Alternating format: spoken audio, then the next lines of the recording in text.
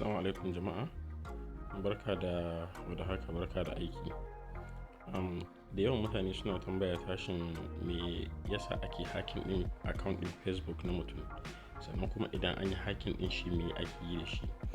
So wannan shine takaitaccen bayanin abin da yasa suke hacking din na mutum. Idan aka yi hacking din account din naku, za a shigo cikin profile naku sai a yi ma mutanen ku posting cewa ai yanzu kai ka shiga cikin wani investment platform wanda za a dinga baka kuɗi, wanda aka baka kuɗi rada idan ka saka naira 100 misali za a baka 200, idan ka saka 200 za a baka 400 kamar yadda aka yi posting a account din wannan.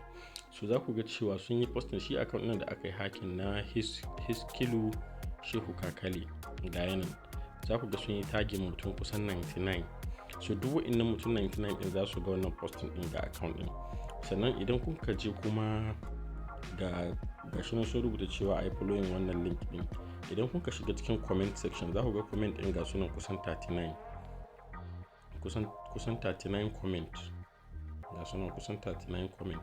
So idan ka shiga cikin comment din za ka ga cewa account din sauran mutanen da aka yi hacking ga yanan wannan Sumayya din kaga ta rubuta cewa na tabbata kowa na iya ganin wannan.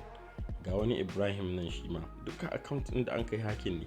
So za su zo sai su dinga posting cewa ai su ma an ba su, su ma sun yi receiving alert, har su yi muku posting din alert din ƙarya saboda su yi deceiving din mutane.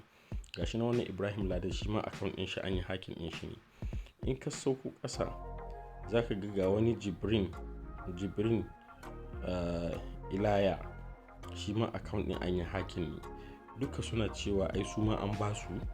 In kai ta scrolling za ka ga wannan shine mafi kyawun investment menene. So haka account din da suka tarkata gaba ɗaya suka yi hacking sai su zo suna mutane comment cewa lalle ai wannan abun da gaske ne.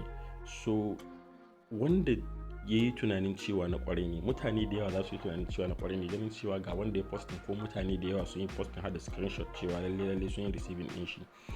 So za ka ga za a yi deceiving mutane da yawa. In ka diba comment din da yawa za ka ga su ga sunan barkatai duk kowa cewa yake ya samu. So duka account din da suka yi hacking ne suna hacking account da yawa saboda wanga dalilin. So daga ƙarshe gaskiya ta yadda kawai mutum zai yi protecting din account din shi ta wannan kada a yi hacking din shi irin haka shine enabling step 2 verification. A bidiyon mu da ya gabata mun sa yadda mutum zai yi protecting din account din shi ga irin su hackers din nan kada su yi hacking din account din. So da an yi hacking din account din ka haka za a yi posting, za ka ga sai a sa mutane su ta turo kuɗin su ana cinye musu kuɗi wa'anda mutane za su yi tunanin kamar kai ne ka yi posting din. So kaga gaskiya babu wanda zai jin daɗin haka. So zan yi posting din bidiyo na yadda previous video namu na yadda za ka yi enabling shi wannan 2-step verification din ga Facebook account din naka, so that sai ka yi ya zama cewa at least account ɗinka is secure, ka yi securing account ɗinka saboda haka babu wanda zai iya ma hacking na account balle har ya iya cutar da wani ta gehen ka. So idan kun diba yanzu za ku ga cewa shi wannan Sikiru din ya sa wani abokin shi da shi na Aliko Abdullahi Kakale ya gaya ma mutane cewa wannan account din nashi an yi compromise, an yi hacking din shi. So ta hanyar da kawai zai sanar da mutane cewa account din nashi an yi hacking din shi, so that duk abin da sun kaga an yi posting kada su yadda. So kun ga kafin ma ta kai ga wannan level din at least sai mutum ya zama cewa ya yi securing din account din shi kada a yi hacking din shi.